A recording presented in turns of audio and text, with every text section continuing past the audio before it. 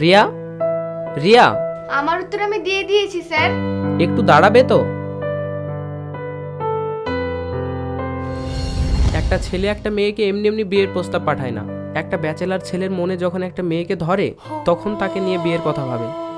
তুমি আমার প্রস্তাবে না করে দিয়েছো, সেটা ঠিক আছে, সে তোমার ব্যক্তিগত ব্যাপার, সে অধিকার তোমার আছে। কিন্তু আমার সঙ্গে এক কাপ কফি তো খাওয়া যেতে পারে, চাইলে না করে দিতেও পারো। ঠিক আছে, চলুন।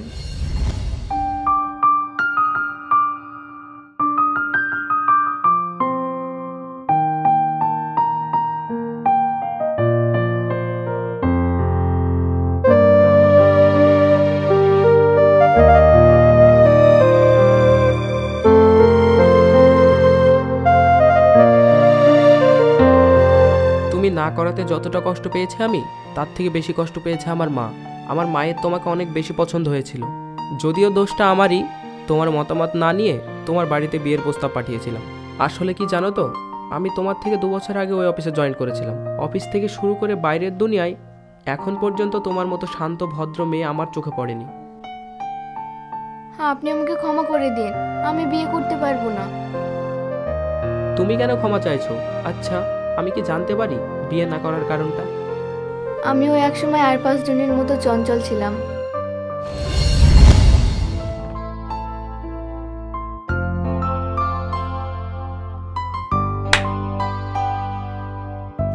আপা, তুই কিছু অর্ডার দে, আমার খুব খিদে পেয়েছে। আরে ওয়েটারকে তো আসতে দে। আপা দেখ, ওই ছেলেটা তোর দিকে ভ্যাল ভ্যাল করে তাকিয়ে আছে।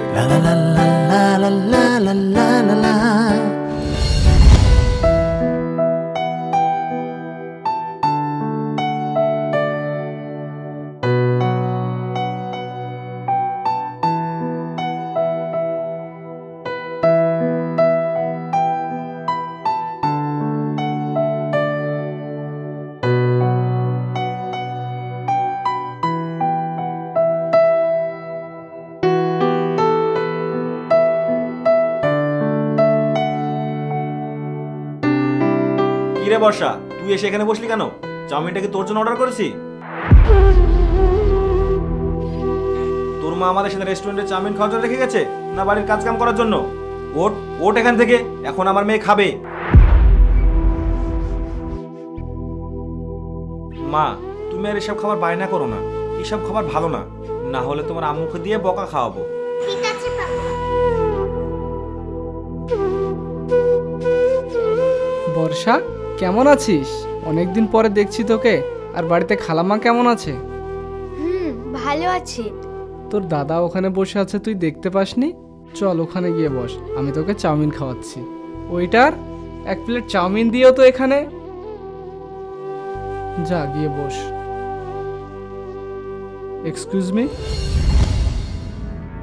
ওই মেয়েটাকে কাজের জন্য কত টাকা বেতন দেন? বেতন যাই দেন সেটা তো ওর কাজের জন্য দেন, তাই না? আপনি ওকে চাউমিন নাও খাওয়াতে পারেন, সেটা আপনার ব্যক্তিগত ব্যাপার।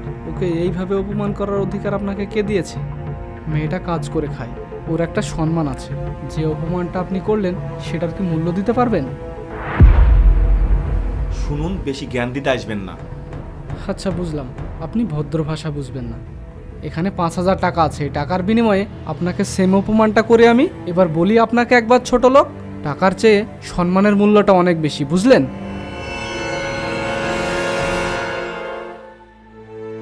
আপা, ছেলেটা বেশ ভালোই তো।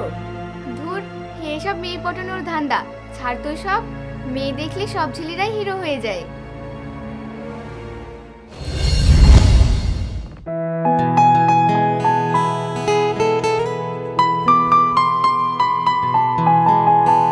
স্যার বলল 2 কিলো আলু, 2 কিলো চাল আর 500 মুসুরির ডাল।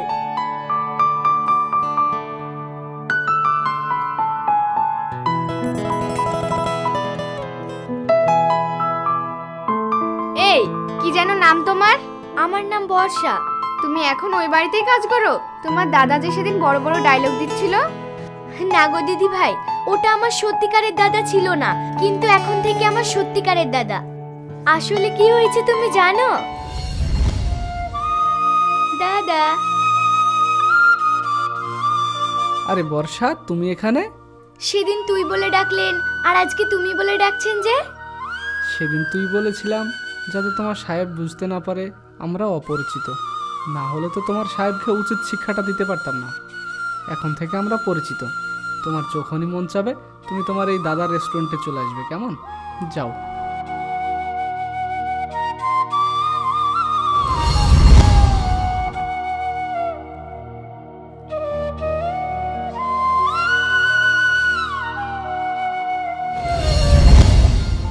দেখুন, আমি সরাসরি কথা বলতে পছন্দ করি। আপনাকে আমার ভালো লেগেছে। আমরা কি রিলেশনে আসতে পারি? প্রেমের কথা বলছেন? প্রেম আমি করেছি, আর প্রেম করে বিরহের স্বাদ পেয়েছি। তবে বিচ্ছেদের ব্যথা আজও আমাকে প্রেম থেকে দূরে সরিয়ে রাখতে পারেনি। আজও আমার প্রেমে পড়তে মন চাই। আমি প্রেমে পড়ব, কিন্তু কোনো প্রেমিকার নয়, বইয়ের প্রেমে পড়ব। যদি বিয়ে করতে পারো তাহলে বলো। কিন্তু এখনই একটু সময় দিন, বেশি না, 1 মাস। কথা দিচ্ছি আপনাকেই বিয়ে করব। চলো।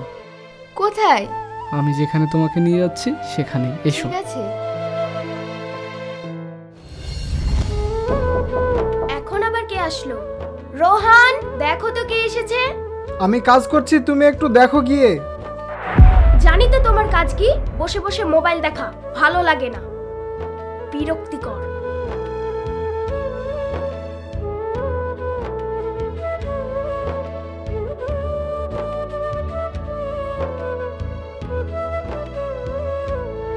বৌদি, এর নাম রিয়া, ও আর আমি। থাক, আর বলতে হবে না, আমি বুঝে গেছি।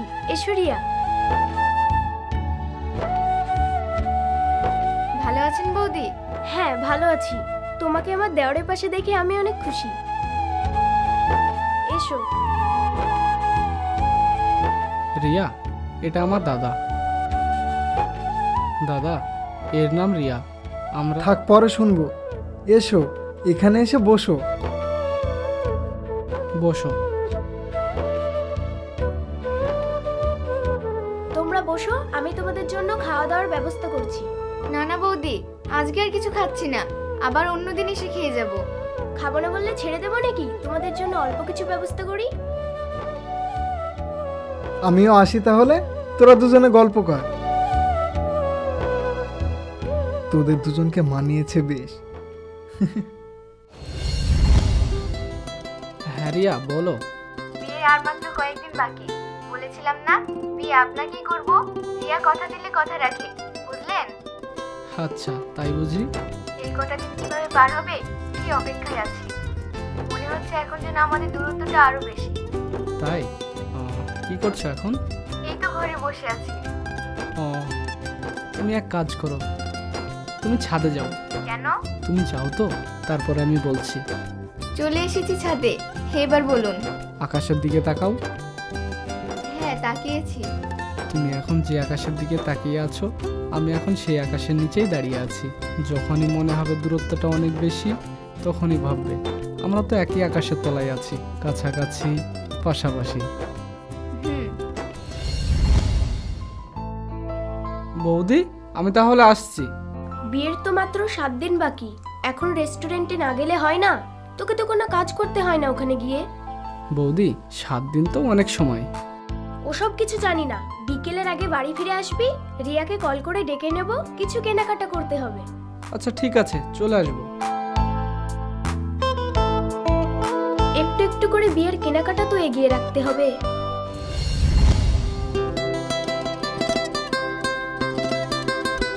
হ্যাঁ বৌদি, বলুন। হ্যালো রিয়া, তুমি তাড়াতাড়ি আমতলা হসপিটালে এসো, অনেক বড় বিপদ হয়ে গেছে।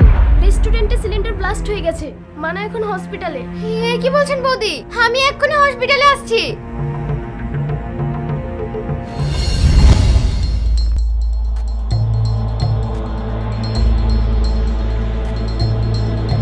দাদা,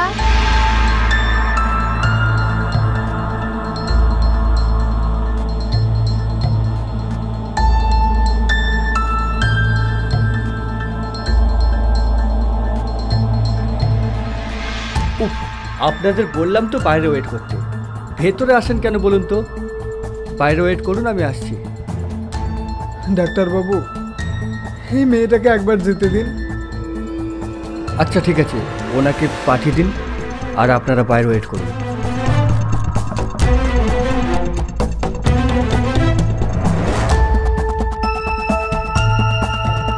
বেশিক্ষণ থাকবেন না, পেশেন্টের অবস্থা একটু ভালো না।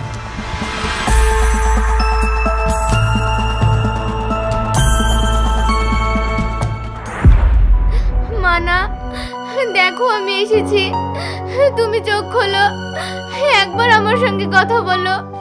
মানা, ওঠো না। রিয়া, তুমি এসেছো রিয়া? আমি মনে হয় আর বেশিক্ষণ বাঁচবো না গো, আমার সময় শেষ। তোমায় বলেছিলাম না আমরা একই আকাশের নিচে আছি, একই আকাশের নিচে থাকবো, কিন্তু একই জমিনের ওপরে আর থাকা হলো না গো রিয়া। আমি মনে হয় আর বাঁচবো না, আর বাঁচবো না আমি, আমার সময় শেষ।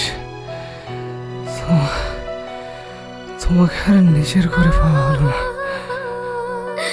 না মানা, তোমার কিচ্ছু হবে না, তুমি আবার আগের মতো সুস্থ হয়ে যাবে, তোমার কিচ্ছু হবে না, তুমি দেখে নিও। না গরিয়া, আমি বুঝতে পারছি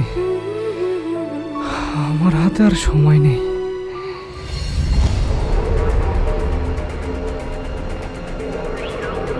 শুনুন, পেশেন্টের অবস্থা খুবই খারাপ, মনে হয় না আর বাঁচানো যাবে। আপনারা একবার দেখে আসতে পারেন।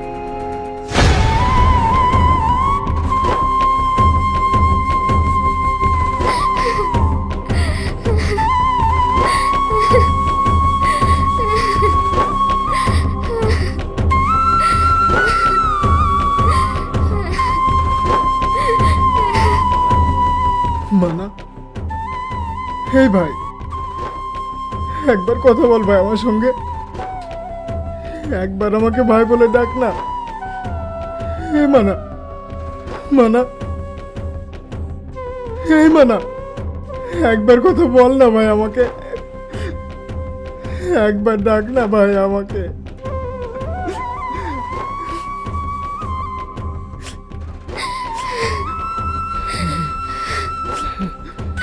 রিয়া, মানা, মানা, মানা, কথা বলো মানা।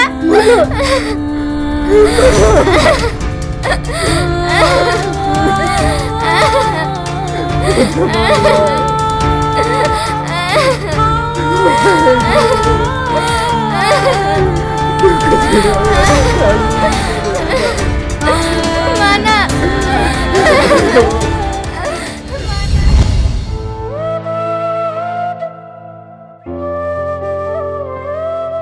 তোমার প্রতি শ্রদ্ধা, সম্মান, ভালোবাসা বেড়ে দ্বিগুণ হয়ে গেল। আজীবন বেঁচে থাক তোমার মনের মাঝে তোমার ভালোবাসার মানুষ।